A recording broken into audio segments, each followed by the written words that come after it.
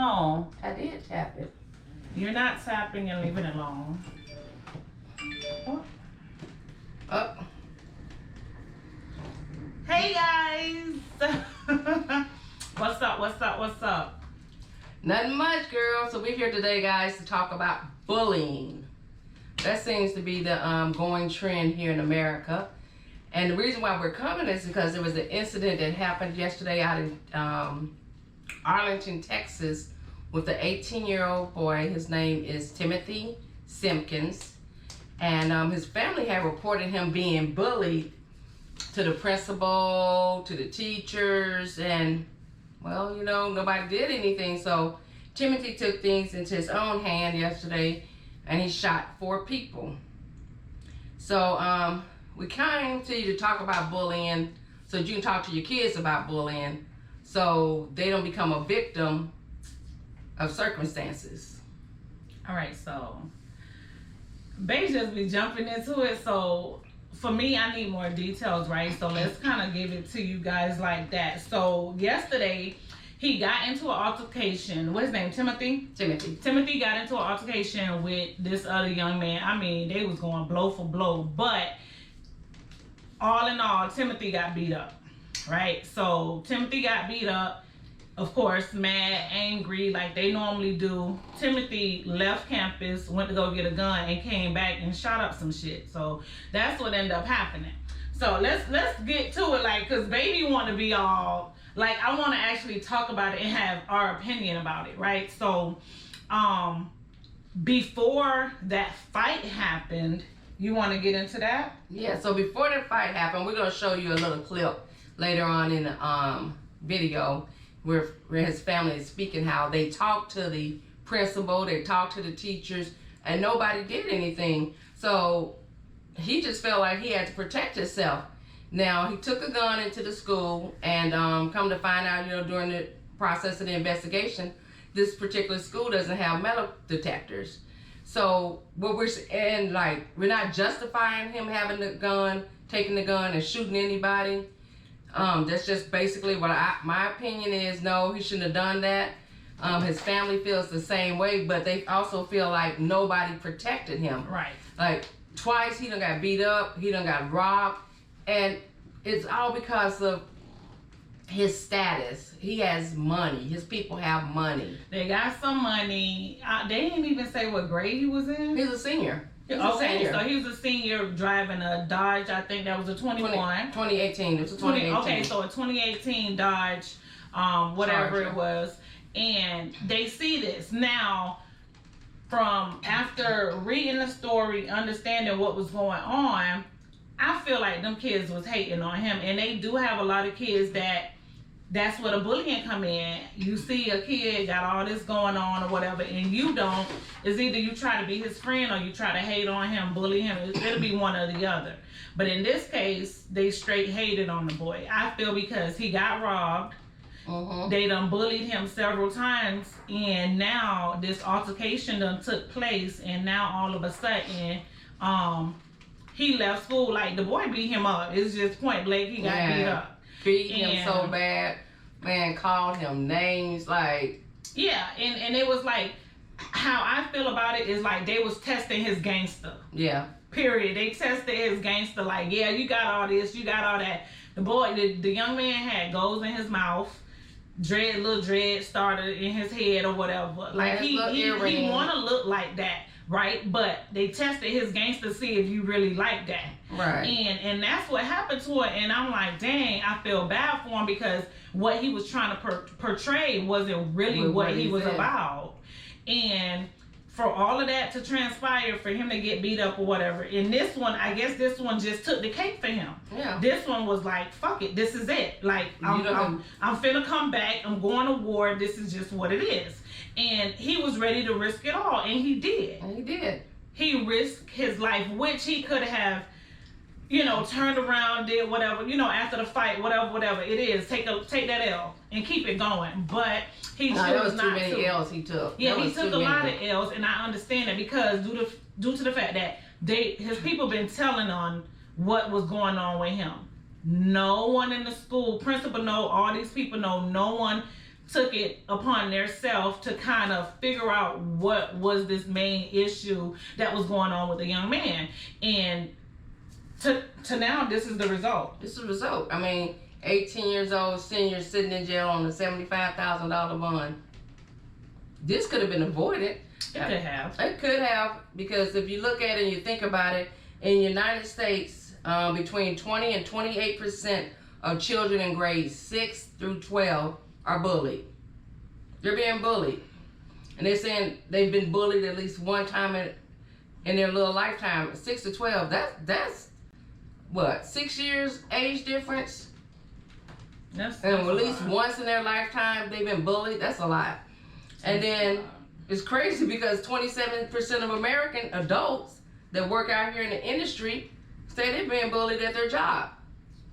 That's a lot of people to be bullied. I mean, bullying is any shape or form. Like, if you're trying to force someone to do something that they choose not to do, period, is bullying. That's just what it is. Yep, it can be emotional, it can be physical, psychological. That's just bullying, period. So we try to talk to our kids as well, because Jalen had this incident. I always go back to Jalen. I'm going to have to do a little story time on Jalen, because Jalen got this issue too, where not too long ago, at the bus stop, he's, trying to cut in line, and he's doing this and doing that. And now when the school contact me to let me know that other parents are complaining and saying that your child is doing this and your child is doing that, I'm like, hey, listen, let's get this resolved, because now it went a step further. So I'm like, listen, these people know whatever's going on at the bus stop, and I have to get involved and to kind of figure out what's going on to stop this. Now, it has, deceased, it been resolved and everything, but who's to say if it's not going to happen again? And maybe if he's not the one, it could be somebody doing it to him, or whatever the case may be. I just try to talk to them and let them know, listen, make sure you're telling someone, and make sure he always try to be ahead of the game and come back and tell me. Yes, let them do their job, but now if they're not doing their job, then us as parents got to do our job. That's just where it all leads from. But I mean, in this young man position, he had to do what he had to do, is what he felt. And I'm sad for him, and I feel so bad for him that he had to take that route. Right. I mean, even to the point, like when Jalen first moved up here, Jalen was in the 5th grade. A boy pulled a knife on Jalen. Yeah. Jalen told nobody. He told nobody because he honestly thought he was doing something wrong. And I'm like, wait, how you thought you, but he's so damn bad. He thought he did something wrong in the midst of this young man pulling out a knife on him.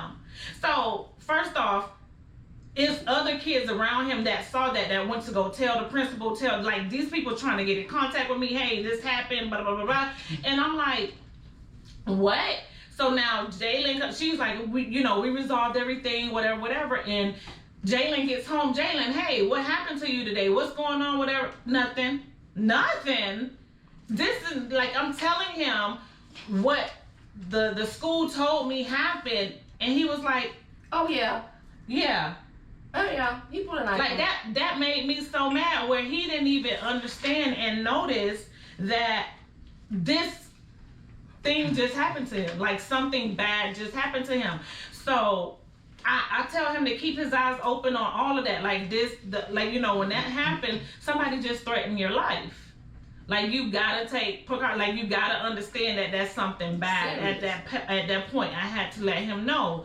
But now that he's gotten older, I don't want him to kind of feel like he needs to retaliate in that same manner. Right. No, I don't want my son to do that. But it gets to a point where these kids, they do the dumbest stuff. And they don't at that time they be feeling like that's what they gotta do because nobody hearing them. Right. That too, but in actuality, I mean, for Timothy, he got put in a bad situation. And I mean, his family's like, they're gonna make sure a thorough investigation be done behind this, because they got documented times that they've been to this school, they've been to these teachers, and they've reported this. So they feel like what he did was wrong, but that was his only option to defend himself. Because nobody heard him. Nobody from the heard him. previous reports that they made and all of that went down with him. Like, that was just crazy. Like, that fight was insane. I mean, I feel like it happens, and due to this being now a black boy going through this, they gon' definitely make sure something happens. But I pray to God that his family get the protection they need. They for him.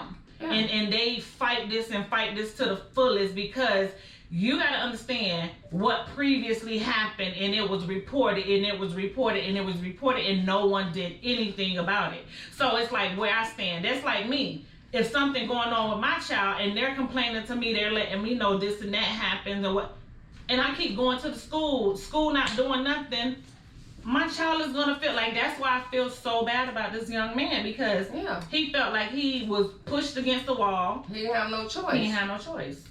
And I mean, like, they say that the most things people are getting bullied about is their appearance and their sexuality.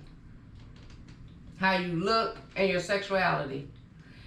They was like, his parents was like, and even in the news they said that when people get bullied like this, they either resort to one or two things. They either resort to suicide or they resort to lashing out, and it turns into a school shooting. And his mom said that. His mom was like, well, what if it would have went a different route, where he ended up committing suicide and not getting that gun to start shooting at other people?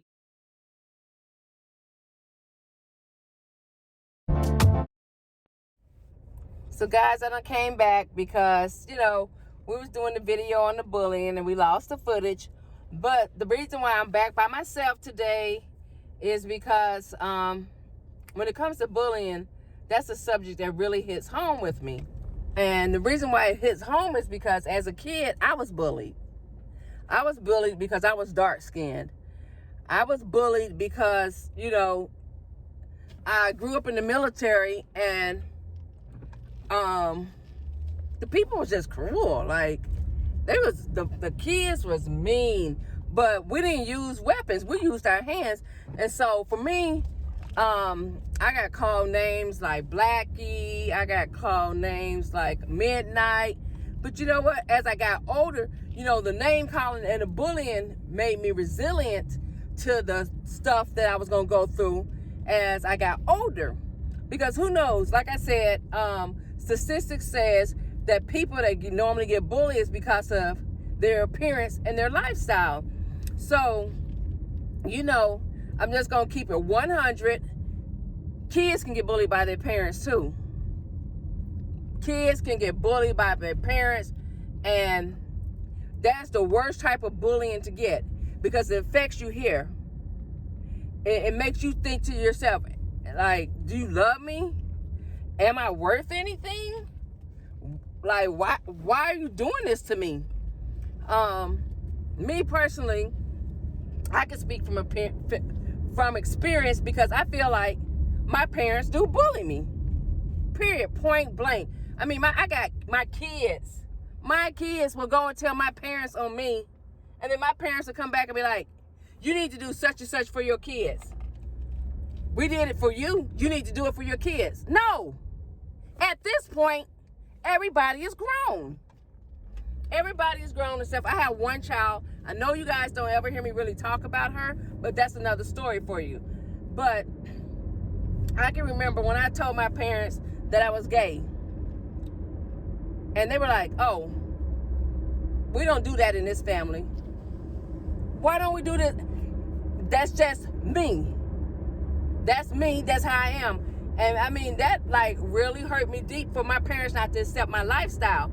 I didn't say, oh, I'm going to bring my girlfriends all around you. I want you to be best friends with them. I just said, hey, I'm gay.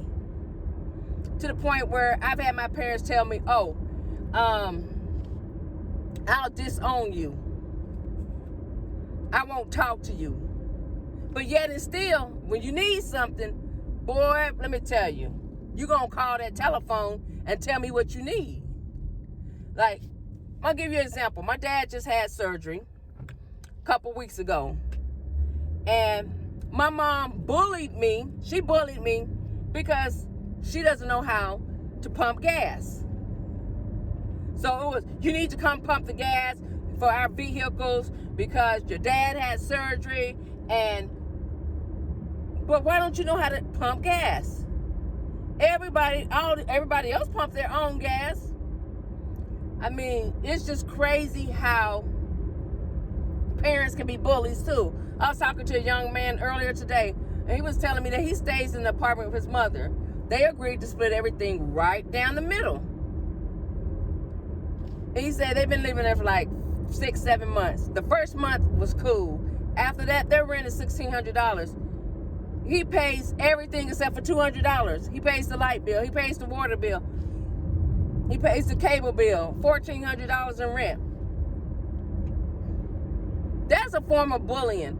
Bullying can be anything from physical abuse, mental abuse, emotional abuse, psychological abuse. It's crazy. It's crazy how some parents are so controlling, narcissist. I don't know how to say that word, but anyways, y'all know what I'm trying to get at. They just want everything to go their way. And I mean, I don't know. Sometimes I be feeling like, man, the way my parents talk to me, do they even like me? I don't care what I do, how I say it, it's always an issue. It is always an issue. I can be like, hey, good morning, how are you? Or I can say, good morning. You didn't ask me how I was doing. Or, I mean, it's just crazy how, even as an adult, my parents tried to bully me. And to the point to where I had to get a therapist because I was putting babe on overload. And my therapist was like, look, you've got to set some boundaries. And you got to make those boundaries stick. Otherwise, you're going to always be complaining about this. You're going to be complaining about that. And it's not going to get any better. And so I did. I started setting boundaries. I started like making things better for me mentally so that I can cope with life without having to have the extra stress, the frustration, you know, bringing all this extra pressure into my marriage because I'm upset with what's going on between me and my parents. And it's just a whole bunch. And so when it comes to this bullying, guys, make sure you talk to your kids. Make sure you're not one of them parents that's a bully. If you don't do this, I'm not going to do that. Raise your kids, guys. Let them know that being a bully is not cool. It's not. Because with Timothy, all of this could have been avoided. All of this could have been, you know, water under the bridge had the school stepped in. Thank God he made it out of jail and everything. But this is something that, like a stigmatism, something that he's going to carry with him for the rest of his life because he's going to feel like nobody listened to me. And the only way I was able to get somebody to listen to me was I had to be violent. I had to do something drastic for people to pay attention. And that's how it be. You could be trying to say something and people will just cut you off. You're trying to express how you feel, but your opinion don't count because I'm the parent. Parents, you're not always right. Get it? I'm a parent. I'm not always right. I'm willing to listen. And I'm listening to understand and to hear. But I'm not that parent that's always gonna cut my kid down. None of us parents are perfect. None of us are perfect, period. We all have our flaws. No matter what the flaw may be, you have a flaw. And the bullying it was just so heavy on me. Like, I'm like, oh my God. After I was just reading different articles, I'm like, man, I'm being bullied. I'm being bullied because if I don't do this, there's consequences.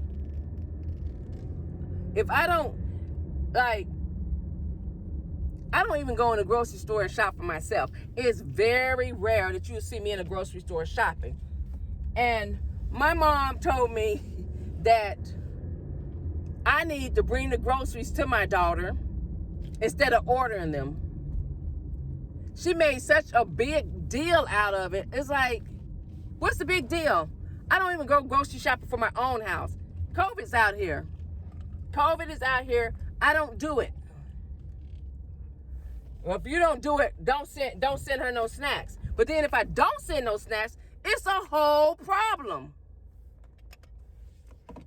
I mean, after I read these articles and looked at the situation yesterday, I was like, Reese, you being bullied your own self.